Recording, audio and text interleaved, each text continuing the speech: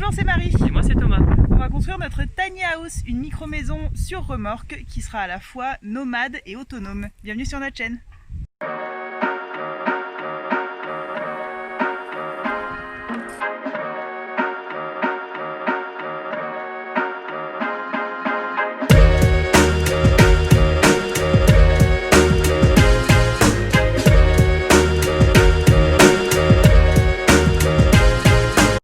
Bonjour, bienvenue dans cette vidéo. Aujourd'hui, on va vous expliquer comment on fait le sol. Parce que non, c'est pas simplement une vieille planche de bois posée par terre.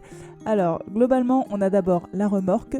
Par-dessus, on pose un scotch. Je vous expliquerai au fur et à mesure de la vidéo pourquoi. Puis une tôle en aluminium perforé. Ça évite que les petits gravillons qui sont sur la route soient projetés contre le sol quand on va rouler. Par-dessus cette tôle perforée, un pare-pluie. Ça, c'est pour assurer l'étanchéité. Au-dessus de tout ça, on a notre solivage, donc c'est notre ossature en bois qui est au niveau du sol. Là, j'ai commencé à dessiner l'isolation, mais j'ai oublié avant ça de vous parler des feuillards. Ça, c'est du métal qu'on met pour permettre à la structure de rester bien indéformable. On va fixer l'ensemble à la remorque avec des brides.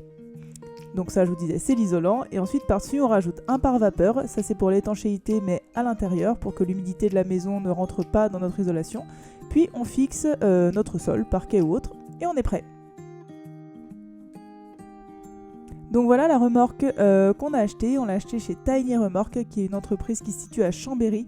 C'est une remorque qui fait 6 mètres de long par 2,40 m de large, qui pèse environ 600 kg à vide. Donc pour la conduire, il faut le permis EB. Il faut aussi qu'elle soit assurée et qu'elle ait sa carte grise avec sa plaque d'immatriculation. Et donc du coup la première étape ça va être de faire notre ossature, donc notre sol, le solivage en fait. Donc les plans sont entre guillemets assez simples, grosso modo on a des montants en bois qui respectent à peu près les montants de la remorque. Ce qui est assez compliqué, enfin nous on a plutôt galéré, c'est sur l'équarrage pour que tout soit bien angle droit, qu'il n'y ait pas de gros différents, qu'on n'ait pas un sol tout de travers. Et c'est vrai que comme la remorque était un tout petit peu on va dire pas tordu, mais que les angles droits n'étaient pas impeccablement parfaits, on s'est pas mal pris la tête sur cette étape-là.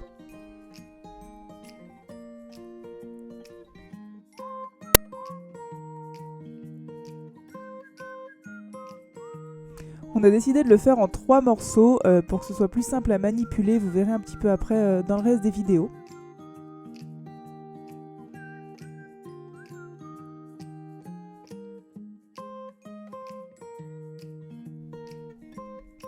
On a mis un contreventement provisoire en bois du coup avec un lito, ce qui va nous permettre de déplacer les tiers de sol sans abîmer tous les angles droits qu'on a galéré à faire.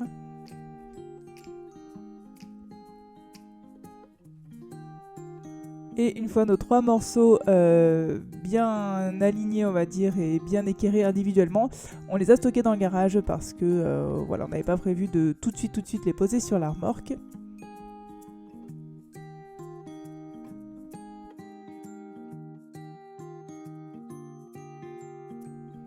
Et on a pu s'occuper de ce qui va être en contact direct avec la remorque avant justement le solivage.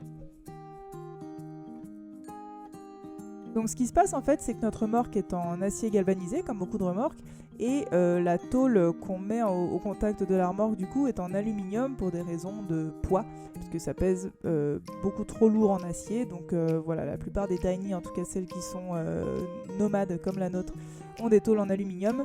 Et l'aluminium au contact de l'acier avec de l'eau, ça crée un phénomène d'électrolyse, c'est-à-dire que les métaux c'est une sorte de rouille, enfin disons que les métaux s'abîment l'un l'autre s'ils sont en contact avec de l'eau. Du coup, pour permettre l'isolation des métaux entre eux, on a scotché intégralement la remorque avec un scotch solide évidemment.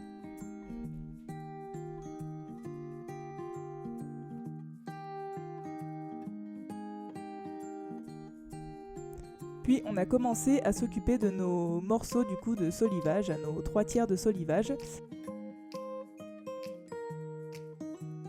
C'est-à-dire qu'on a premièrement fixé dessus le pare-pluie. Donc le pare-pluie, c'est ce qui permet du coup l'étanchéité à l'eau, parce que quand on va rouler, on va certes faire rebondir des graviers sur notre tôle alu, mais on va aussi envoyer pas mal d'eau. Il suffit qu'on roule dans une flaque ou quoi que ce soit pour que ça arrive. Et du coup on a déroulé tout le pare-pluie sur notre solivage et qu'on a fixé bien tendu avec des agrafes tout du long.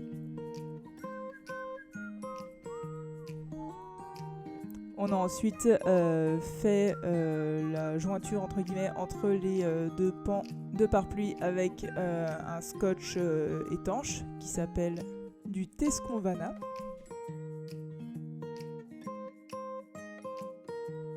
Et on a également mis un petit bout de scotch sur chaque agrafe qu'on avait fixée pour être sûr d'assurer vraiment une étanchéité maximale.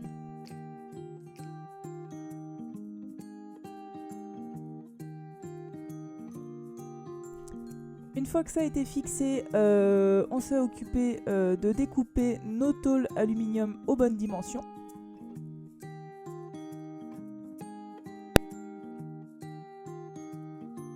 Donc on a découpé notre tôle aluminium à la disqueuse, on a limé les bords pour éviter de se couper et on est allé la visser tout simplement, la fixer dans notre solivage et dans notre pare-pluie du coup.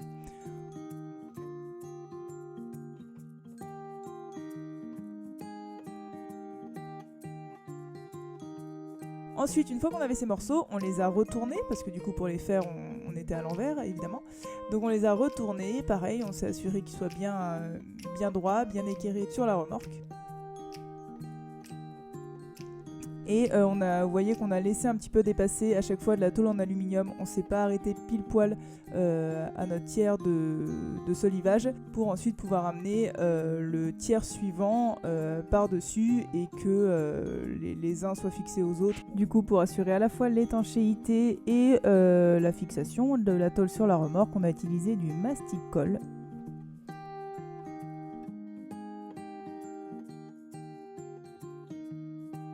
On a ensuite assemblé comme ça nos 3 tiers de solivage. On a assuré l'étanchéité entre les différents morceaux de pare-pluie avec toujours notre scotch étanche, le Tesconvana. Et il nous restait un peu de joint, donc on s'est dit qu'on allait l'utiliser pour terminer d'assembler ensemble les morceaux de pare-pluie. Ensuite, tout ça étant fait, il faut fixer le sol, le sol qu'on vient de faire, à la remorque, puisque la tiny house est considérée comme chargement et non pas comme maison définitive sur remorque, en théorie. Du coup, elle est censée pouvoir être détachable de la remorque, comme le serait un chargement lambda en fait.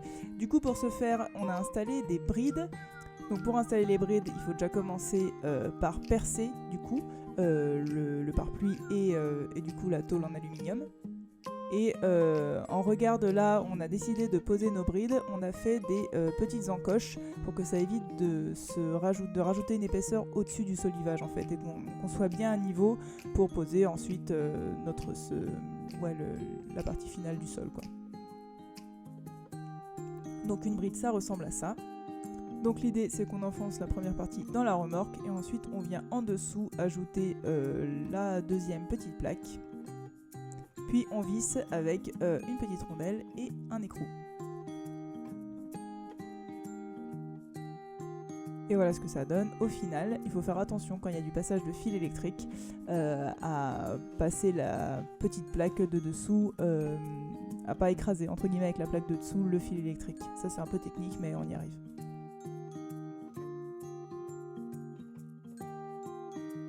On a ensuite étanché les trous qu'on avait fait pour passer nos brides, toujours avec notre joint.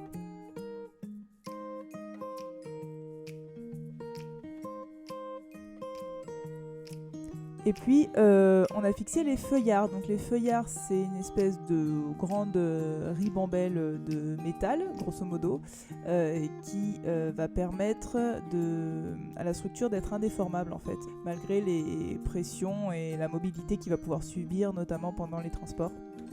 Donc on a fait simplement un W au niveau du sol. Le tout c'est que ce soit en diagonale des angles droits.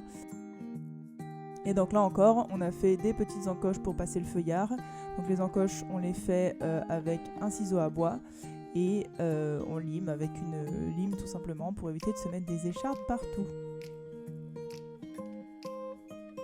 Donc les feuillards, l'art subtil de fixer les feuillards, c'est qu'il faut à la fois assez tirer pour que l'ensemble soit tendu, mais à la fois si on tire trop, on déforme la structure, donc il faut trouver le bon dosage. On le fixe avec des vis et on coupe ce qui dépasse à la disqueuse ou avec une scie à métaux.